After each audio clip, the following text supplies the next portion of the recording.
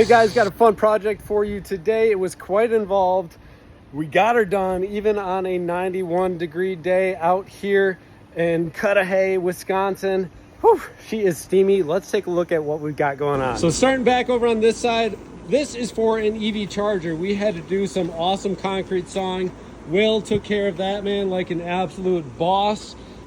Digging in here, we've got 1-inch rigid. Reason why we use rigid is because we've got an AT&T transformer right in the backyard.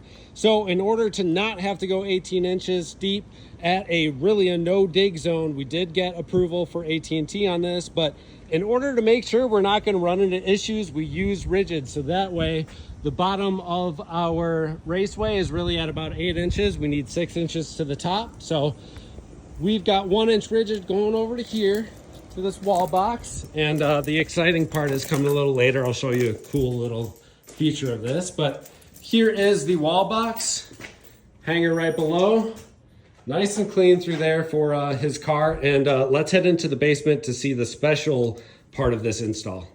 All right, down in the basement. So this is the cool part of this install I was talking about. This is a current transformer power meter. So basically the way this works is our incoming lines up above, they have little current transformers that read how much this entire panel plus its sub panel is drawing. The reason why we did that is because there's a significant amount of power being drawn here. So what this does is it tells the charger to either ramp up or down if there's too much power being pulled from the main. So it automatically regulates the whole system. It's basically just fed with 240 volts right there. And then we've got 3 communication cables ultimately that are going to the actual charger itself. So really slick product. If you have too much load on your panel, you don't necessarily have to upgrade it. You could just put in one of these instead. And then that's our J-box that we came right into the back side of it with the seal tight into the panel. We've got a 60 amp breaker.